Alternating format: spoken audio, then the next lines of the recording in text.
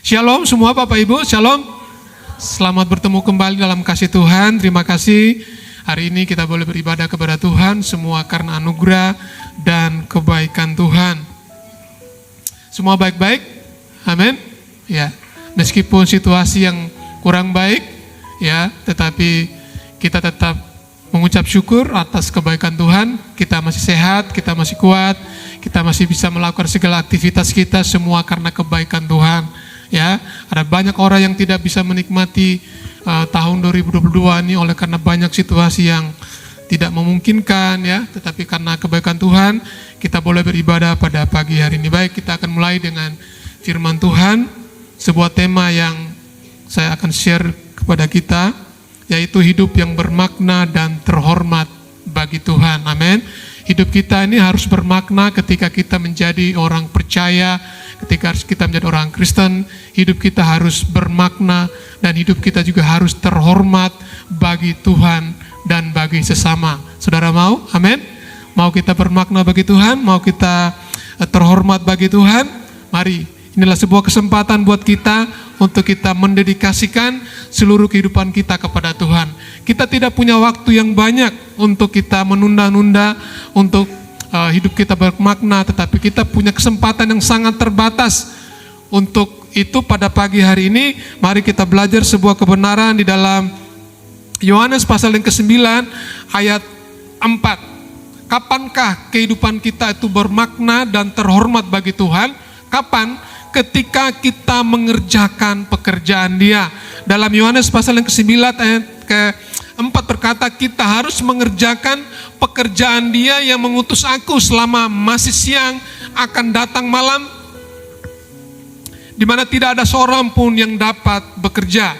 Bapak Ibu yang dikasih dalam Tuhan, inilah sebuah kesempatan yang baik buat kita semua, bahwa tidak ada kesempatan lagi bagi kita ketika suatu saat nanti Tuhan menutup usia kita. Tetapi kalau pada saat hari ini kita masih diberi kesempatan untuk hidup, mari kita mengerjakan pekerjaan Dia yang mengutus aku.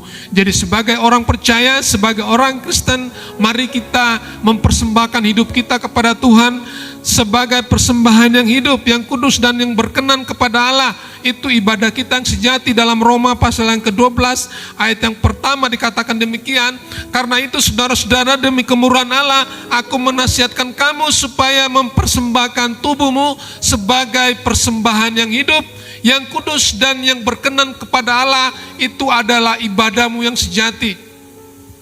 Selagi kita kuat, selagi kita masih hidup, selagi kita diberi kesempatan untuk hidup dan melayani Tuhan, mari kita mengerjakan pekerjaan Dia. Amin. Jangan kita menunda-nunda, bahwa pekerjaan Tuhan itu adalah pekerjaan yang dimana Tuhan akan disenangkan hatinya, dan hidup kita akan bermakna bagi Tuhan dan bermakna bagi sesama kita. Mau hidup kita bermakna bagi Tuhan? Amin. Mau hidup kita terhormat bagi Tuhan? Amin. Mari kita mengerjakan pekerjaan Dia.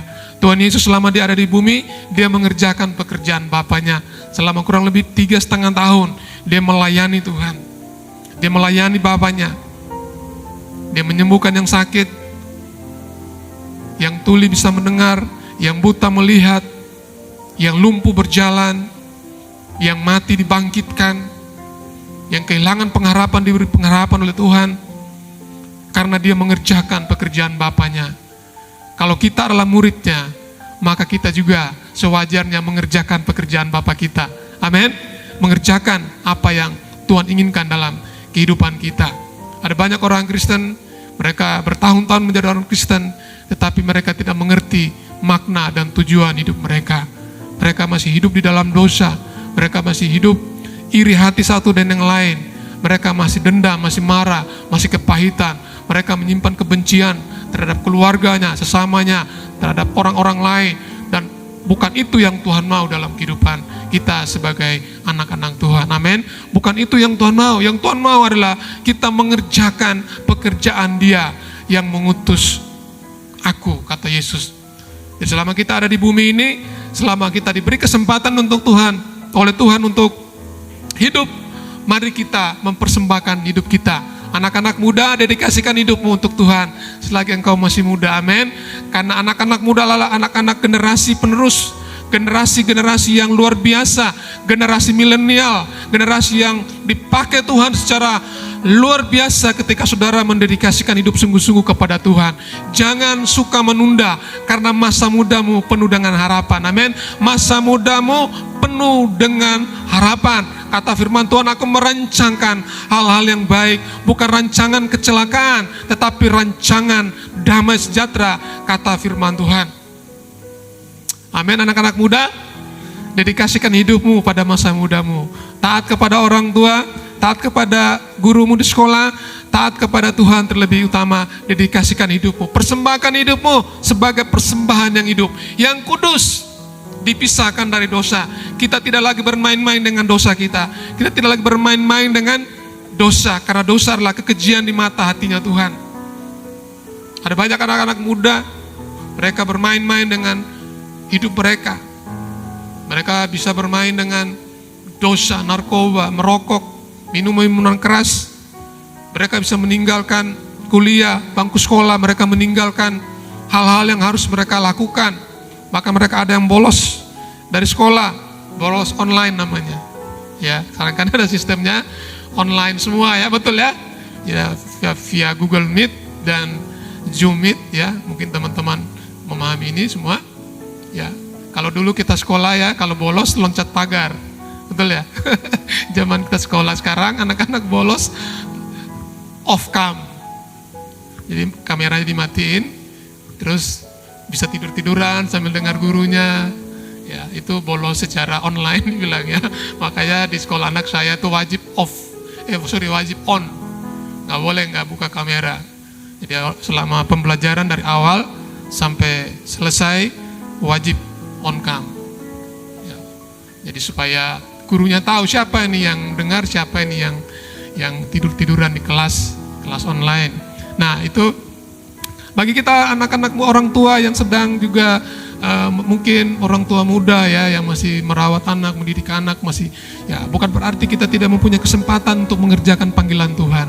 Justru masa muda kita menjadi keluarga-keluarga yang menjadi contoh dan teladan buat keluarga-keluarga muda yang lain. Amin. Menjadi kesaksian yang baik bagi keluarga-keluarga yang lain yang belum mengenal Tuhan. Lewat kehidupan rumah tangga kita, suami istri benar-benar mempersembahkan hidupnya kepada Tuhan, maka keluargamu akan menjadi kesaksian yang baik, keluargamu akan menjadi bermakna, keluargamu akan menjadi terhormat di mata manusia dan di matanya Tuhan. Amin. Yang kedua, kapan kehidupan kita menjadi terhormat? Kapan kehidupan kita menjadi bermakna di mata Tuhan? Yaitu ketika kita memenuhi panggilan Allah dalam kehidupan kita. Dalam Matius pasal yang ke-28 ayat ke-19-20 berkata demikian. Kita baca sama-sama, membantu saya.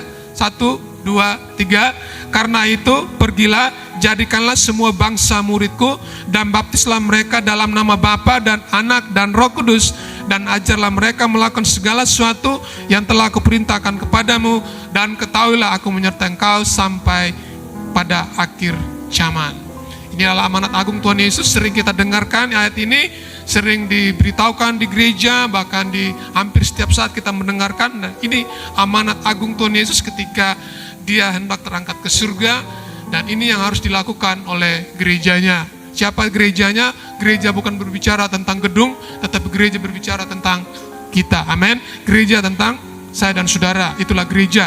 Ketika kita dimanapun kita berada, kita mau pergi untuk menjadikan semua bangsa murid dan membaptis mereka dalam nama Bapa, Anak dan Roh Kudus, dan Tuhan menyertai pelayanan kita dimanapun kita berada. Itulah sebabnya gereja tahun ini mempunyai sebuah tema, bekerjalah selagi masih siang. Ini berbicara tentang sebuah kesempatan, karena kesempatan itu tidak terulang 2 kali, saudara. Kalau kita masih diberi kesempatan tahun ini untuk menjalani tahun ini, pergunakan kesempatan ini. Amin. Pergunakan waktu ini. Kalau gereja atau gembalamu mengajak, ayo mari kita melayani Tuhan, mari kita dedikasikan hidup kita untuk melayani Tuhan. Ambil kesempatan itu. Ambil kesempatan itu. Karena kesempatan itu tidak terulang kembali, Bapak Ibu yang dikasih Tuhan. Bahkan firman Tuhan berkata, kalau tidak ada seorang pun yang merespon untuk melayani Tuhan, Tuhan berkata dia akan menjadikan batu-batu Ya, ada ayatnya. Bahkan pohon-pohon akan bertepuk tangan untuk memuji Tuhan. Dan sekarang penggenapan itu sudah terjadi, saudara.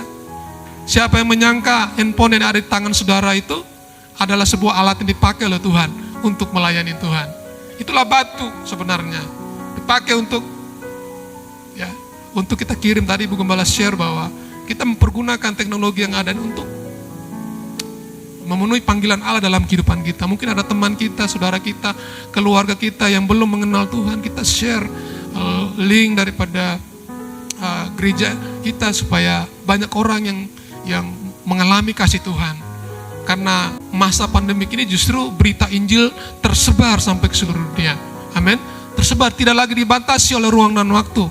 Karena dengan jempol kita pun informasi itu akan sampai ke luar negeri.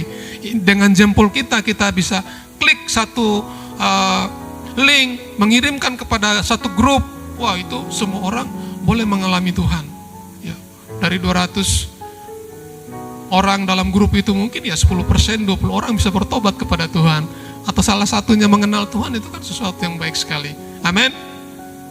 Saudara mau memenuhi panggilan Tuhan? Di dalam Alkitab dikatakan Abraham keluar dari zona nyamannya. Dalam Kejadian pasal yang ke-12 ayat yang pertama kedua dikatakan Abraham keluar dari tanahmu, dari Ur Kasdim. Untuk apa? Memenuhi panggilan Allah. Aku akan memberkati engkau, menolong engkau, ya kata firman Tuhan. Ya, di situ dikatakan bahwa Abraham memenuhi panggilan Allah.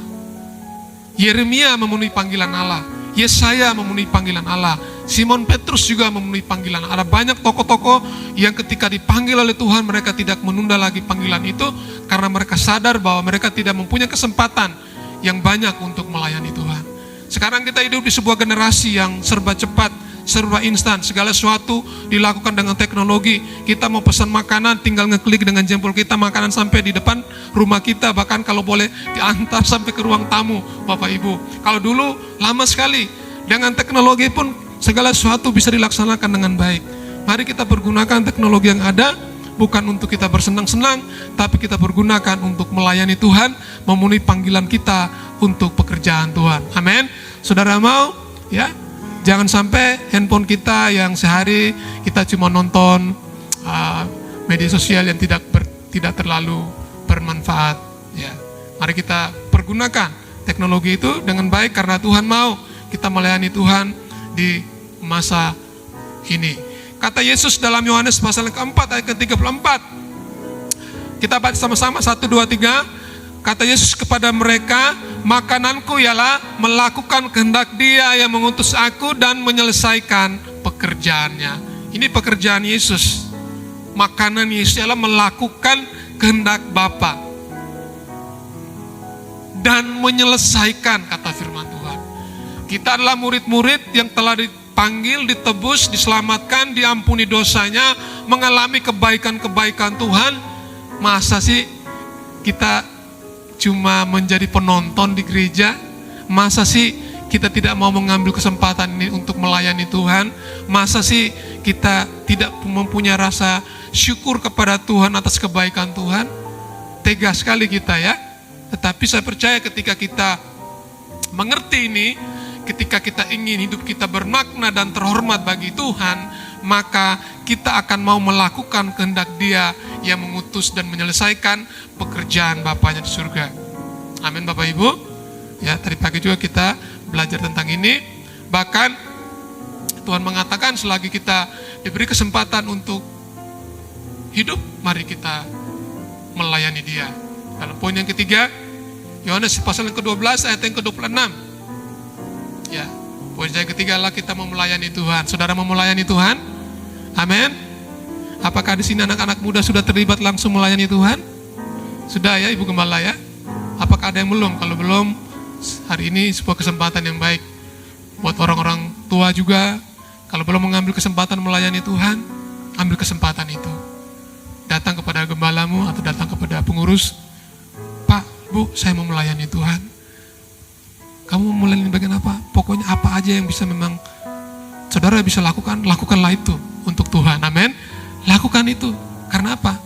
Karena Tuhan sangat menghargai dan menghormati anak-anak Tuhan yang mempersembahkan hidupnya untuk Tuhan. Kita baca bersama-sama Yohanes 12 ayat yang ke-26. Kita baca dengan suara yang mantap bahwa Tuhan akan menolong kita dan kehidupan kita akan menjadi bermakna dan terhormat di mata Tuhan. 1, 2, 3.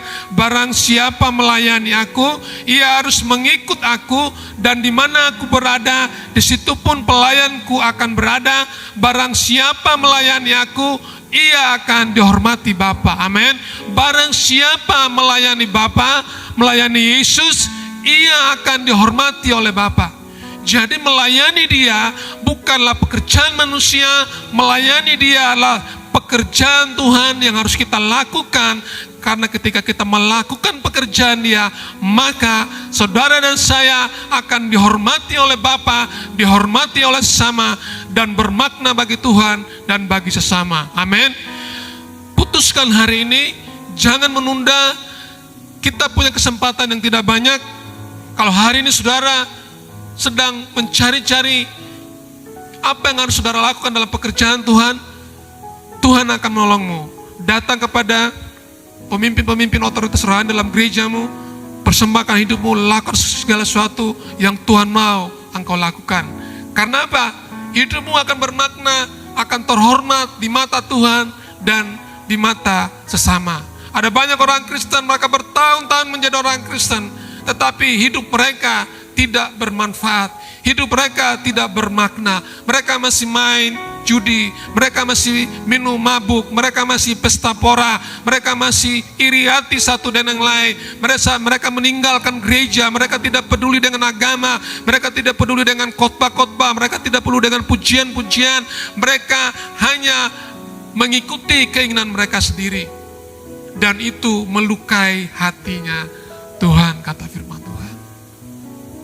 Tapi saya percaya jemaat yang ada di tempat ini adalah jemaat-jemaat yang mau mendedikasikan hidupnya untuk Tuhan. Amin. Yang mau melayani Tuhan, karena kesempatan kita sangat terbatas, Bapak Ibu. Kalau hari ini kita masih diberi kesempatan, mari kita pergunakan kesempatan itu.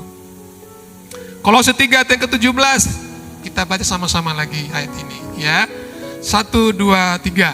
Dan segala sesuatu yang kamu lakukan dengan perkataan atau perbuatan, lakukanlah semuanya itu dalam nama Tuhan Yesus, sambil mengucap syukur oleh Dia kepada Allah Bapa kita. Kolose 3 ini sangat jelas. Segala sesuatu yang kita lakukan dalam perkataan kita ya, atau perbuatan, berbicara tentang tindakan kita, lakukan semua dalam nama Tuhan Yesus. Supaya apa? Tuhan memberkati. Supaya apa? Tuhan menolong. Supaya apa? Tuhan memberikan jalan keluar segala sesuatu yang kau lakukan. Dalam pekerjaanmu, di dalam pelayanan kita, di dalam rumah tangga kita, di dalam segala sesuatu yang kita lakukan. Mulai dari kita bangun pagi sampai kita tidur malam dan seterusnya, kita lakukan di dalam nama Tuhan Yesus dengan mengucap syukur, kata firman Tuhan. Ada banyak orang yang tidak mampu mengucap syukur. Mereka bisa mengucap syukur ketika apa? Ketika semua berjalan baik-baik saja. Tapi ketika masalah mulai timbul, mereka bersungut-sungut kepada Tuhan. Mereka marah dengan Tuhan. Mereka jengkel dengan Tuhan. Mereka mulai menuduh Tuhan itu jahat.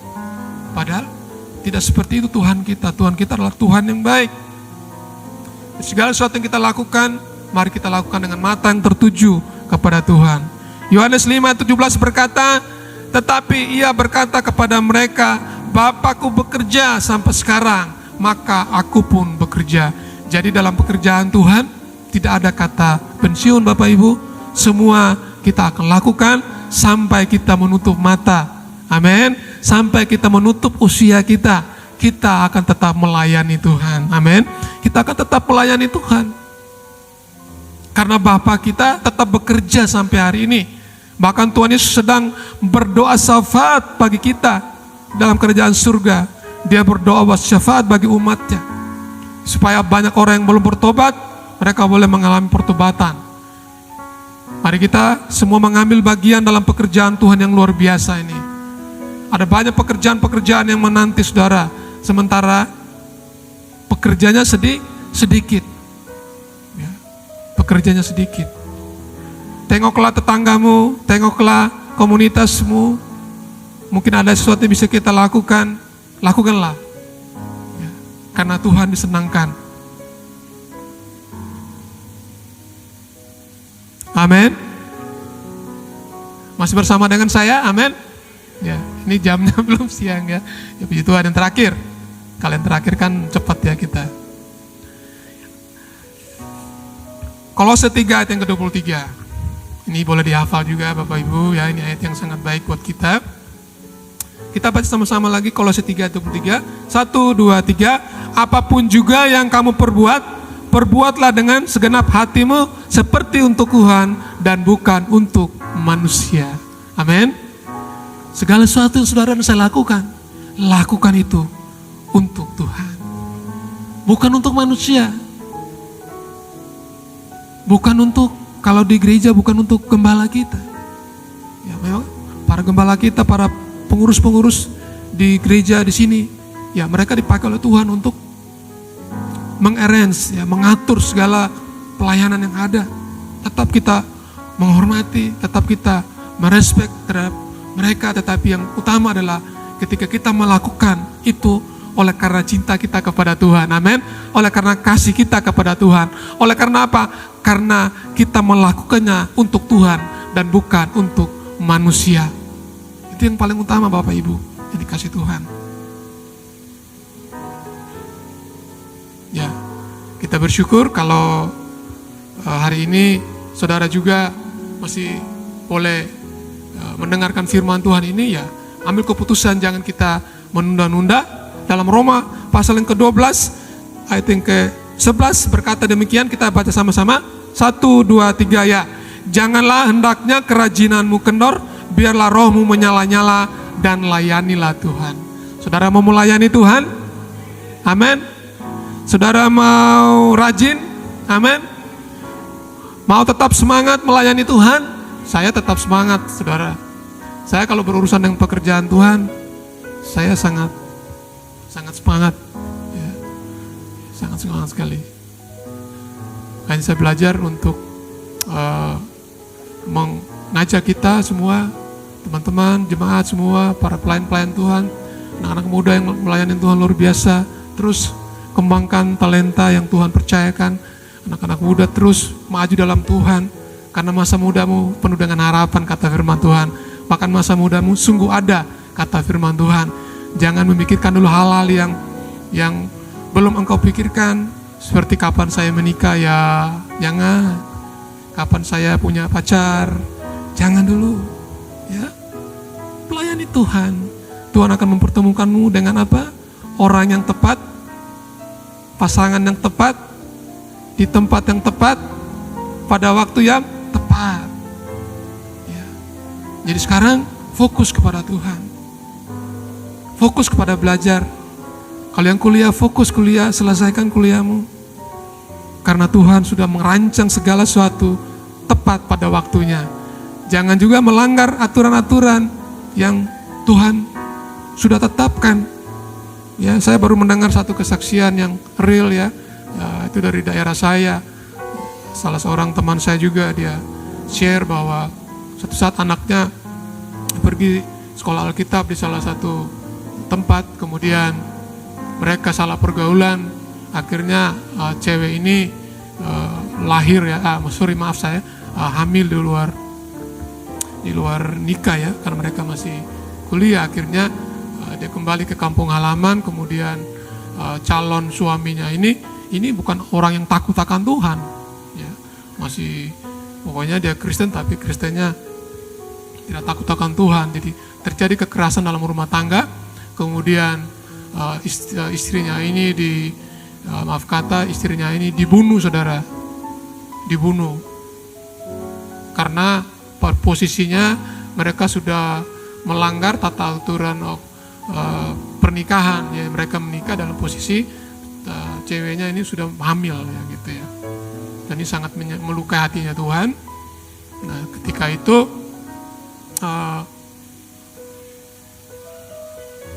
anaknya ini diindikasi gantung diri, padahal enggak. setelah diselidiki oleh pihak kepolisian, ternyata terjadi kekerasan dalam rumah tangga dan sampai hari ini masih dalam persidangan akan diputuskan. Nah ini kenapa ini bisa terjadi? Karena mereka tidak mengerti, mereka tidak memahami, atau mereka melanggar apa yang Tuhan sudah firmankan. Dan saya percaya ini contoh-contoh yang mungkin tidak boleh terjadi dalam kehidupan kita, khususnya bagi anak-anak muda, bagi keluarga-keluarga yang punya anak-anak gadis, punya anak-anak remaja. Mari kita terus mendidik mereka, membina mereka di dalam takut akan Tuhan, bahwa pernikahan mereka harus dikuduskan oleh Tuhan. Amin. Saya bicara sama anak-anak saya juga begitu. Papa mau nanti kalian menikah, ya, menikah dengan orang yang tepat, di tempat yang tepat, bertemu dengan orang yang takut akan Tuhan. Dan kita doakan supaya Tuhan menolong, karena pergaulan muda-mudi ini kalau tidak dikontrol oleh orang tua bisa kebablasan, saudara. Dengan teknologi yang ada, ya, banyak orang yang sedang mengalami, orang tua mengalami berbagai macam pergumulan tentang anak-anak. Tetapi kita percaya, kita dedikasikan anak kita kepada Tuhan, maka Tuhan akan menyertai mereka, melindungi mereka, menolong mereka pada masa-masa mereka bertumbuh berkembang dalam kehidupan mereka. Amin, saudara. Mari kita lakukan segala sesuatu dengan mata yang tertuju kepada Tuhan. Kesimpulan saya adalah, mari kita mengerjakan pekerjaan Dia. Yang kedua, mari kita memenuhi panggilan Allah dalam kehidupan kita, dan mari kita tetap melayani Tuhan.